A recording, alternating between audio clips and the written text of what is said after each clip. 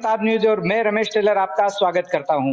इस वक्त खड़े हैं हम चित्तौड़गढ़ शहर के बूंदी मार्ग स्थित रामद्वारा में, जहां पर हजारों की संख्या में प्रतिदिन सूर्यास्त से पहले कबूतर और तोते बड़ी संख्या में यहाँ दाना चुगने आते हैं। जी हाँ, आपने दान पुण्य तो कहीं किया होगा, लेकिन यहाँ वर्ष पर्यंत दान पुण्य होता है और उसी दान पुण्य की बातें यूं लगता है जैसे यहाँ रोज मकर संक्रांति मनाई जा रही है। ऐसा ही नजारा हम आपको आज दिखा रहे हैं, जहां पर हजारों की संख्या में करीब 2 से 2.5 किलोमीटर 1 दर्जन से अधिक गांवों के कपोत यहाँ देखने को मिलते हैं और कबूतर दाना चुगते हैं। एक समय होते ही प्राकृतिक घड़ी के अनुसार ये कबूतर यहाँ पहुंचते हैं और रामद्वारा के संत रमताराम महाराज और उनके शिष्य संत अंतर्राष्ट्रीय संत दिग्विजय राम महाराज यहाँ कबूतरों को दाना डालते हैं।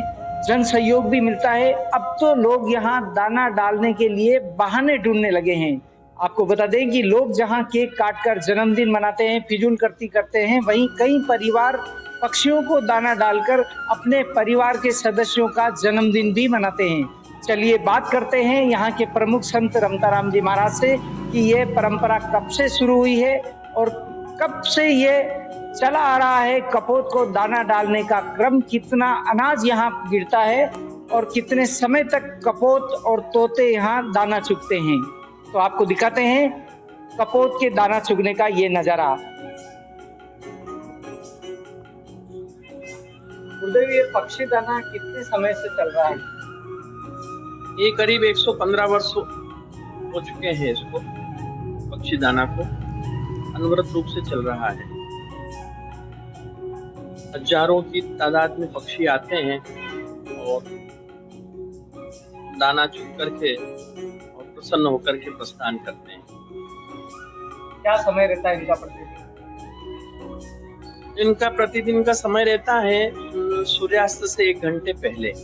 गर्मी के दिन होते हैं तो 6:30 बजे के आसपास, सर्दी के दिनों में 4:45, 5:15 इस प्रकार से क्रम चलता है। सूर्यास्त के 1 घंटे पहले समय रहता है। कितना अनाज प्रतिदिन अपन डालते हैं? अभी इस वर्ष सबसे अधिक अनाज डल रहा है। 3.5 क्विंटल अनाज रोज डल रहा है। क्या कारण है ये? मुझे भी यहाँ पे 50 वर्ष हो चुके हैं, तो पहली बार 3.5 क्विंटल अनाज डल रहा है।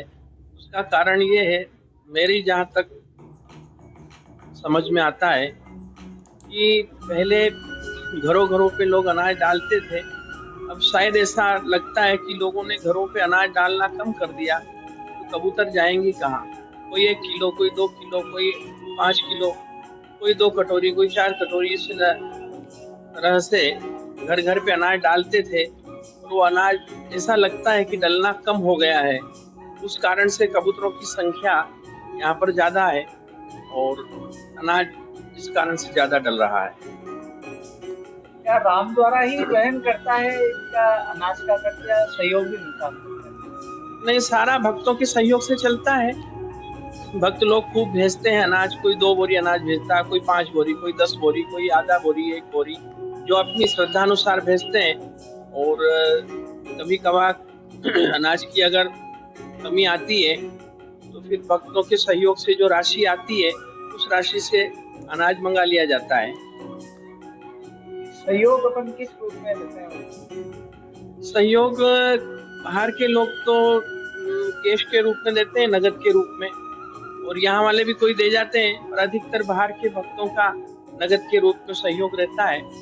उस राशि से जो है अनाज मंगा लेते हैं। यहाँ वाले भक्त तो लगभग सभी अनाज ला के डाल ही देते हैं। पहले एक टीम भी अपने यहाँ से चली थी कि जन्मदिन हो या कोई आपके घर में शुभ कार्य हो तो उसको पक्षी दाने में दान करके भी मनाया जा सकता है।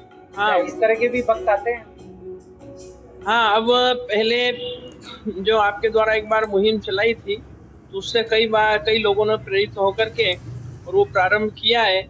तो कोई जन्मदिन पे अनाज के लिए लिफाफे दे जाते हैं, कोई स्वयं ले आते हैं। इस प्रकार चलता रहता है कार्यक्रम, सहयोग करते ही हैं। राम राम। 18 पुराणेषु व्यासस्य वचनं द्वयं, परोपकाराय पुण्याय पापाय परपीडनम्। 18 पुराणों के बाद 18 पुराणों का जो सार है, वेद व्यास जी महाराज ने बताया कि किसी का लाभ करना, किसी को सुख देना जीवन में सबसे बड़ा परोपकार है और किसी को कष्ट देना जीवन में सबसे बड़ा पाप है। आप देख रहे हैं रामद्वार में विगत 100 वर्षों से भी अधिक समय से हजारों मूक प्राणियों का भरण पोषण हो रहा है और वर्तमान में लगभग 3.5 क्विंटल अनाज रोज चल रहा है। कबीर जी ने जैसा कि अपने बीजक में लिखा है, चिड़िया चोंच भर ले गई नदी न घटियो नीर। तो ये परमात्मा के दूत हैं जो पक्षी के रूप में आत्मा परमात्मा का जो हमारा सनातन धर्म का नाता है, तो यहाँ पर रोज हजारों पक्षियों के भरण पोषण का सुंदर कार्य संत महापुरुषों की, गुरुदेव की कृपा से चल रहा है।